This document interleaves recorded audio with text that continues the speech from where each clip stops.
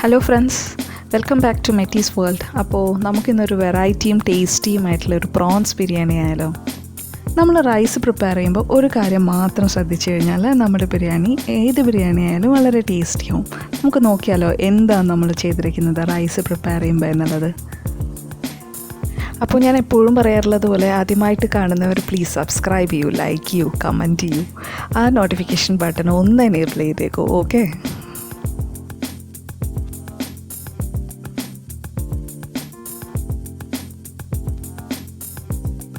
അപ്പോൾ നമ്മളിവിടെ ഒരു 1/2 കിലോ പ്രോൺസ് കഴുകി വൃത്തിയാക്കി വെച്ചിട്ടുണ്ട്.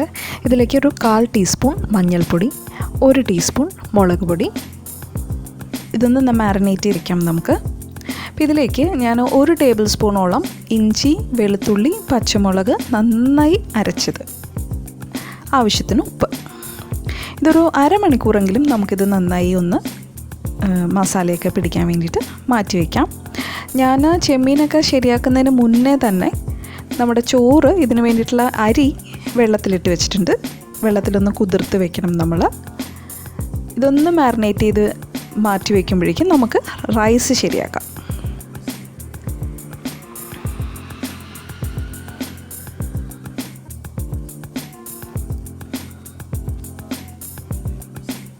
കുക്കറിലാണ് ഞാൻ റൈസ് ശരിയാക്കുന്നത്. ഇതിൽ 1 ടേബിൾ സ്പൂൺ ഗീ ഒഴിച്ചു കൊടുത്തിട്ടുണ്ട്. മിനിമം ഒരു അരമണിക്കൂറെങ്കിലും വെള്ളത്തിൽ കുതിർത്ത് വെക്കണം അരി. ഇതിലേക്ക് വേണ്ടിയിട്ട് ഒരു 4-5 കഷ്ണം ഗ്രാമ്പൂ, ചെറിയ പീസ് 4-5 ഏലക്ക, ഒരു 10-15 കുരുമുളക്, ഒരു തക്കോലം, ഒരു ജാതിപത്രി, ഇത്രയാണ് നമുക്ക് ഇട്ട് കൊടുക്കുന്നത്.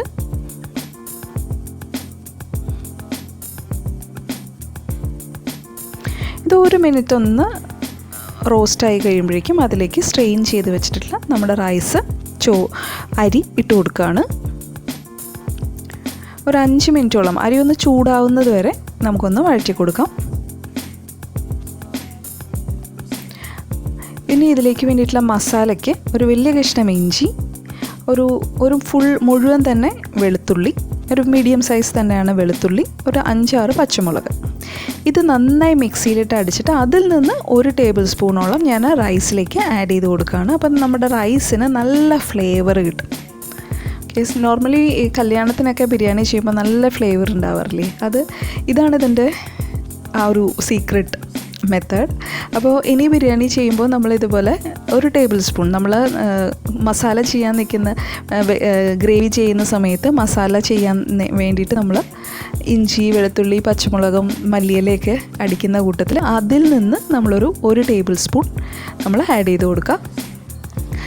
ഇതിൻ്റെ വെള്ളം നമ്മൾ നോർമലി പറയാറുള്ളത് പോലെ 1 കപ്പ് അരിക്ക് 2 കപ്പ് വെള്ളം, സെയിം മെഷർമെൻറ്റ് കപ്പിൽ തന്നെ ഡബിൾ ചെയ്ത് എടുത്താൽ മതി. ഇനിയിപ്പോൾ ഇത് ഒരൊറ്റ വിസിൽ വരുന്നവരെ നമുക്ക് മൂടി വെച്ച് കുക്ക് ചെയ്യാം.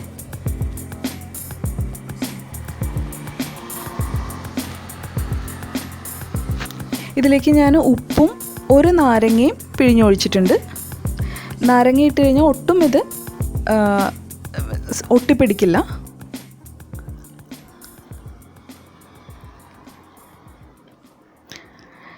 ഇനി നമുക്ക് പ്രോൺസ് ഒന്ന് ഫ്രൈ ചെയ്തെടുക്കാം. ഇതിലേക്ക് ഞാൻ 1 ടേബിൾ സ്പൂണോളം ഓയിൽ ഒഴിച്ചു കൊടുത്തിട്ടുണ്ട്. വെജിറ്റബിൾ ഓയിലാണ് ഒഴിച്ചു കൊടുത്തേക്കുന്നത്. ബിരിയാണിയൊക്കെ ചെയ്യുമ്പോൾ വെജിറ്റബിൾ ഓയിലോ ഗീയോ ചെയ്യുന്നതായിരിക്കും നല്ലത്, വെളിച്ചെണ്ണ യൂസ് ചെയ്യുന്നേക്കാളും. അപ്പോൾ ഇതിലേക്ക് പ്രോൺസ് ഞാൻ ക്രിസ്പി ഫ്രൈ ആക്കുന്നില്ല. പ്രോൺസിൻ്റെ ആ ഒരു ജ്യൂസ് അതിൽ തന്നെ നിൽക്കണം, അപ്പോഴാണ് അതിന് ആ ഒരു ടേസ്റ്റ് കിട്ടത്തുള്ളൂ. അപ്പോൾ അതുകൊണ്ട് തന്നെ ഒരു സെമി ഫ്രൈ ചെയ്താണ് എടുക്കുന്നത്.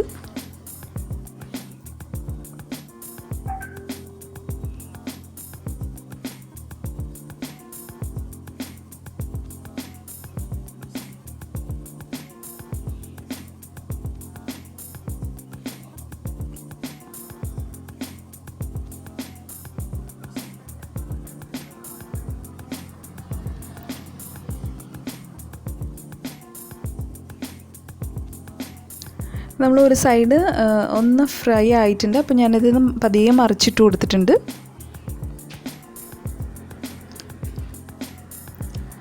മറിച്ചിട്ടുണ്ട് ഇതേപോലെ ഒന്ന് ഇളക്കി മറ്റേ സൈഡും കൂടി ഫ്രൈ ചെയ്ത് എടുത്താൽ മതി.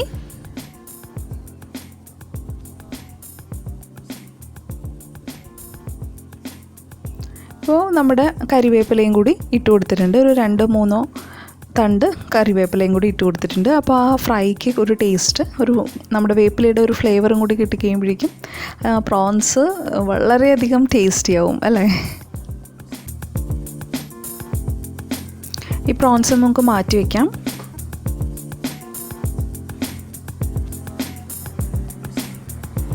കണ്ടോ, നല്ല ജ്യൂസി ആയിട്ട് തന്നെയാണ് ഇരിക്കുന്നത്, ക്രിസ്പി ഫ്രൈഡ് ആയിട്ടില്ല. ഇനിയിപ്പോൾ അതേ പാനിലേക്ക് തന്നെ നമുക്കിതിന് വേണ്ടിയിട്ടുള്ള മസാല പ്രിപ്പയർ ചെയ്യാം. മസാലയ്ക്ക് വേണ്ടിയിട്ട് നമ്മൾ നേരത്തെ ഇഞ്ചി, വെളുത്തുള്ളി, പച്ചമുളക്, കുറച്ച് പുതിനയിലയും കൂടി ഇട്ട് അരച്ചെടുത്തിട്ടുണ്ട്. നന്നായി ഒന്ന് ഫുള്ളി അരച്ചിട്ടുള്ള എടുത്തേക്കുന്നത്, ക്രഷ് ചെയ്തെടുത്തിട്ടുണ്ട്. അതൊന്ന് ആ പച്ചമണം മാറുന്നത് വരെ ഒന്ന് വഴറ്റി കൊടുക്കാം.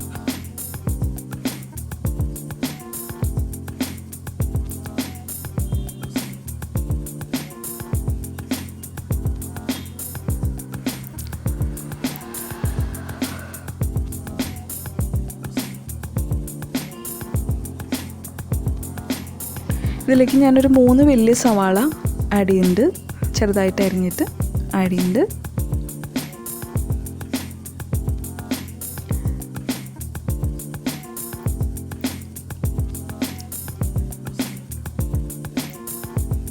ഇതിൻ്റെ കളറൊന്ന് മാറി വരട്ടെ. നന്നായി ഒന്ന് സവാള ഗോൾഡൻ യെല്ലോ ആവട്ടെ.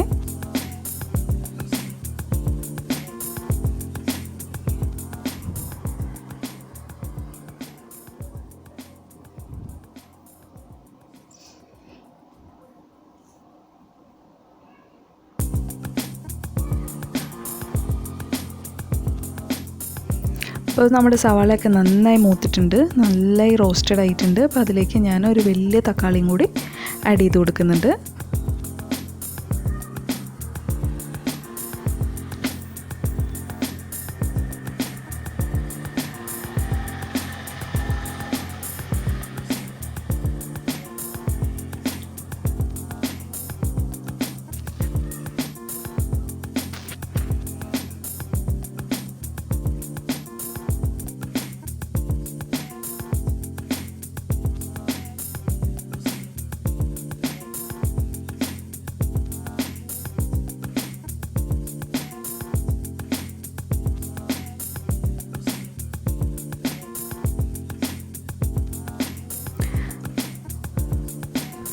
ഒന്ന് സവാളയും തക്കാളിയും എല്ലാം ഒന്ന് നന്നായി റോസ്റ്റഡ് ആയതിന് ശേഷം പ്രോൺസ് ആഡ് ചെയ്ത് കൊടുക്കുക. ഇനി ഒരു 5 മിനിറ്റ് ആ പ്രോൺസും കൂടി ആയിട്ട് നമുക്ക് നന്നായി മിക്സ് ചെയ്ത് ഒന്ന് മൂടി വെച്ച് കുക്ക് ചെയ്യാം. ഇതിലേക്ക് ഞാൻ 1 ടേബിൾ സ്പൂൺ ഗരം മസാലപ്പൊടി ആഡ് ചെയ്തിട്ടുണ്ട്. നമ്മൾ തന്നെ പൊടിച്ച ഗരം മസാലപ്പൊടിയാണ്. നമ്മൾ ഗ്രാമ്പൂ, പട്ട, കുരുമുളക് ഇതെല്ലാം കൂടി, ഏലക്ക ഇതെല്ലാം കൂടി വെയിലത്ത് വെച്ച് ഉണക്കി പൊടിച്ച ഗരം മസാലയാണ്. അപ്പോൾ അതുകൊണ്ട് തന്നെ ഒരു സ്പൂൺ തന്നെ ധാരാളമാണ് ആഡ് ചെയ്തിട്ടുണ്ട്. അത് ഞാൻ എൻ്റെ ക്യാമറയിൽ കിട്ടിയില്ലായിരുന്നു. ഇനിയിപ്പോൾ നമുക്കിത് മൂടി വെച്ച് ഒരു 5 മിനിറ്റ് കുക്ക് ചെയ്യാം.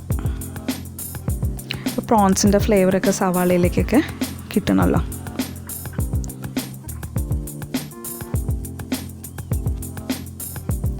ഇനിയിപ്പോൾ ഇത് നമുക്ക് ദം ചെയ്യാം. അപ്പോൾ ഒറ്റ വിസിൽ വന്ന് പിന്നെ അതിൻ്റെ സ്റ്റീമൊക്കെ പോയപ്പോൾ ഞാൻ കുക്കർ ഓപ്പൺ ചെയ്തിട്ടുണ്ട്. അപ്പോൾ ദം ചെയ്യാൻ വേണ്ടിയിട്ട് ഒരു പാനിൽ ഞാൻ 1 ടേബിൾ സ്പൂണോളം ഗീ ഒഴിച്ച് കൊടുത്തിട്ടുണ്ട്. അതിൻ്റെ മുകളിൽ ചോറ് നിരത്തിയിട്ടുണ്ട്. അതിൻ്റെ മുകളിൽ നമുക്ക് ആവശ്യമുള്ള മസാല, ബിരിയാണി മസാല നമുക്ക് ആഡ് ചെയ്ത് കൊടുക്കാം. പുതിനയില ആഡ് ചെയ്ത് കൊടുക്കാം. ഒരു 1/4 ടീസ്പൂൺ, 1/4-ലും കുറവ് ടീസ്പൂൺ നമ്മുടെ മസാലപ്പൊടി, ഗരം മസാലപ്പൊടി ആഡ് ചെയ്ത് കൊടുക്കാം. ആ ഒരു ഫ്രഷ് മണം ആ ബിരിയാണിയിലേക്ക് വരാൻ വേണ്ടിയിട്ടാണ് നമ്മൾ ഗരം മസാലപ്പൊടി ആഡ് ചെയ്യുന്നത്.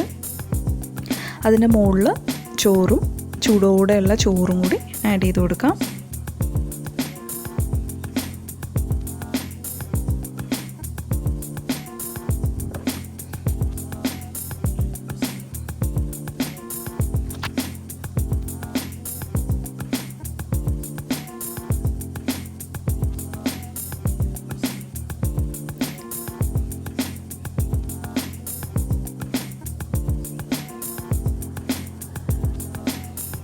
ഇതിലേക്ക് വേണമെങ്കിൽ നമുക്ക് സവാള നമുക്ക് റോസ്റ്റ് ചെയ്ത് മുകളിൽ വേണമെങ്കിൽ കൊടുക്കാം. അത് നല്ലതാണ്.